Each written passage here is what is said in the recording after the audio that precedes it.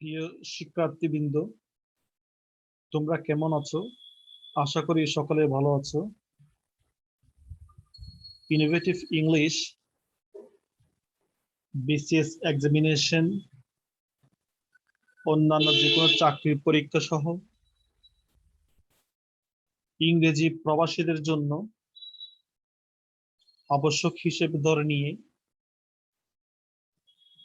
বিভিন্ন বিষয়ে গ্রামাটিক্যাল সহ ইংলিশ লিটারেচার, অনার্সের লিঙ্গুইস্টিক্স এবং ইংরেজির মধ্যে যারা প্রোনাউন্সিয়েশন সম্পর্কে ধারণা পেতে চায় তাদের জন্য বিভিন্ন আয়োজন করে যাচ্ছে ইনোভেটিভ ইংলিশ। আজকে আমরা গ্রামারের যে 4টি পার্ট রয়েছে সেটা সম্পর্কে একটা ধারণা দিচ্ছি। ইংরেজি গ্রামার অথবা বাংলা ব্যাকরণের মধ্যে আমরা 4টি মেইন পার্টস পাচ্ছি। এখানে আমরা 5টি দিয়েছি কারণ রেমন্ড হেকি 5টি উল্লেখ করতে চেয়েছেন। জেনারেলি আমরা 4টি পাচ্ছি বাংলা ব্যাকরণ এবং ইংলিশ গ্রামারের মধ্যে। প্রথমটি হচ্ছে ফনেটিক্স অর ফোনোলজি। ফনেটিক্স আর ফোনোলজি বাংলায় যেটাকে আমরা চিনি ধ্বনি তত্ত্ব হিসেবে। ধ্বনি মানে হচ্ছে সাউন্ড, সুতরাং phonetics and phonology are related with all sounds. সব ধরনের সাউন্ড বা ধ্বনি সম্পর্কে যে চ্যাপ্টারটি আলোচনা করে গ্রামারের মধ্যে সেটা হচ্ছে phonetics and phonology চ্যাপ্টার। তাহলে 1 নম্বর চ্যাপ্টারটি পাচ্ছি আমরা। গ্রামার একটি পার্ট হচ্ছে ধ্বনি তত্ত্ব বা phonetics phonology। এখানে কি সম্পর্কে আলোচনা করা হবে? সিস্টেম অফ সাউন্ড সম্পর্কে আলোচনা করা হবে। কি পদ্ধতিতে আমরা সাউন্ড গুলোকে আমরা ব্যবহার করব সেখানে দেয়া আছে। সেটা হচ্ছে চ্যাপ্টারটি হচ্ছে ফনেটিক্স এন্ড ফোনোলজি। 2 নম্বর গুরুত্বপূর্ণ চ্যাপ্টার গ্রামার বা ব্যাকরণের মধ্যে সেটা হচ্ছে মরফোলজি, যেটাকে আমরা শব্দ তত্ত্ব হিসেবে জানি। ইংরেজি গ্রামার যেটাকে আমরা মরফোলজি হিসেবে আখ্যায়িত করি। এটা সাধারণত শব্দের সাথে রিলেটেড। এই চ্যাপ্টারের মধ্যে সাধারণত আমরা ফরমেশন অফ ওয়ার্ডস, কিভাবে একটা ওয়ার্ডকে ফরমেশন করা হয় এটা নিয়ে আলোচনা করি। How to make a word, কিভাবে বিভিন্ন সাউন্ড গুলোকে একসাথে করে আমরা ওয়ার্ড তৈরি করি, এটাকে বাংলায় বলা হয় শব্দ তত্ত্ব, আর ইংলিশে এটাকে বলা হয় মরফোলজি। 3 নম্বর চ্যাপ্টার বা 3 নম্বর যে পার্টস রয়েছে গুরুত্বপূর্ণ, সেখানে আমরা কি কি আলোচনা করি? সেখানে আমরা সিনট্যাক্স বা বাক্য তত্ত্ব নিয়ে আলোচনা করি। সিনট্যাক্স ইংরেজি গ্রামারের মধ্যে বলা হয় আর বাংলা ব্যাকরণের মধ্যে এটা বাক্য তত্ত্ব হিসেবে পরিচিত। এই চ্যাপ্টারের মধ্যে সাধারণত how to make a sentence or clause, কিভাবে একটা বাক্যাংশ বা বাক্য তৈরি করা হয় এটা সম্পর্কে জানাবে। বিভিন্ন সাউন্ড শব্দ একসাথে জড়ো হয়ে এখানে কি হবে, একটা বাক্য তৈরি হয়। বাক্য গঠন সম্পর্কে যে চ্যাপ্টার আলোচনা করা হয় সেটাকে বলা হয় বাক্য তত্ত্ব, আর ইংরেজিতে বলা হয় এটা সিনট্যাক্স। 4 নম্বর যে আমরা গুরুত্বপূর্ণ কি পাচ্ছি অংশটি পাচ্ছি, বা আমাদের 4 নম্বর যে চ্যাপ্টারটি রয়েছে বাংলা ব্যাকরণ বা ইংরেজি গ্রামারের মধ্যে, সেটা হচ্ছে সিমান্টিক্স, অর্থতত্ত্ব বাংলা ব্যাকরণের মধ্যে, আর ইংলিশ হচ্ছে এটাকে সিমান্টিক্স বলি। এখানে সাধারণত বাক্যর যে অর্থ রয়েছে, অর্থটা কি রকম হবে সেটা আলোচনা করা হয়। মিনিংস অফ ভেরিয়াস কাইন্ডস, বিভিন্ন প্রকারের যে মিনিং সম্পর্কে আমাদের কি করা হবে, ধারণা দেওয়া হবে। এই বাক্যটা কিরকম অর্থ হওয়া উচিত, তাহলে এটাকে বলা হয় বাংলা ব্যাকরণের অর্থতত্ত্ব, আর ইংলিশে বলা হয় সিমান্টিক্স। তাহলে এই 4টি অংশ আমরা বাংলা ব্যাকরণ এবং ইংলিশের মধ্যে গ্রামার মধ্যে আমরা পাচ্ছি। রেইমন্ড হিকি এটাকে আবার আরেকটি অংশ তিনি বাড়িয়ে দিয়েছেন। সেটা বলছেন গ্রামারে 4টি নয় বরং 5টি হওয়া উচিত।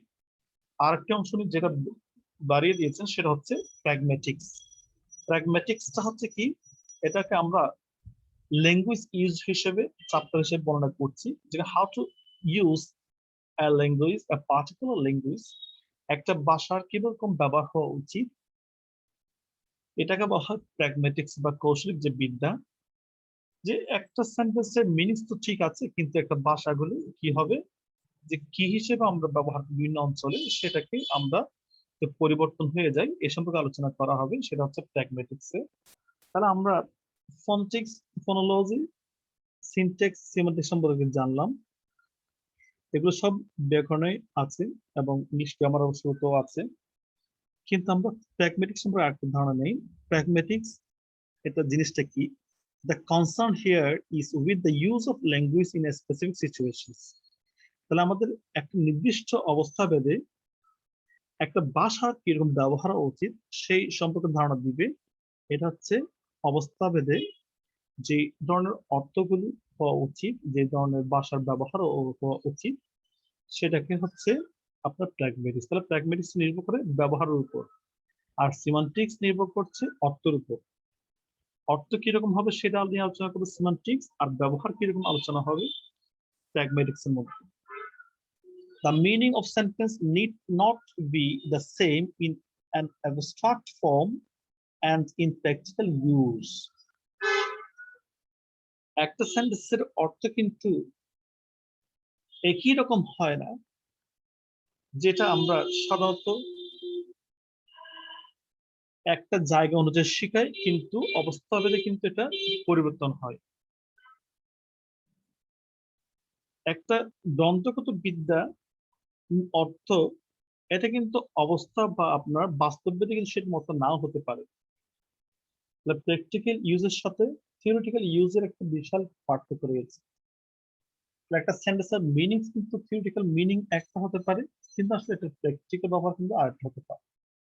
প্র্যাগমেটিক্স আমাদেরকে ল্যাঙ্গুয়েজের ব্যবহার সম্পর্কে শেখাচ্ছে, যেটা প্র্যাকটিক্যালি ইউজ হবে বাস্তব জীবনে। In the later case, one speaks of utterance meaning.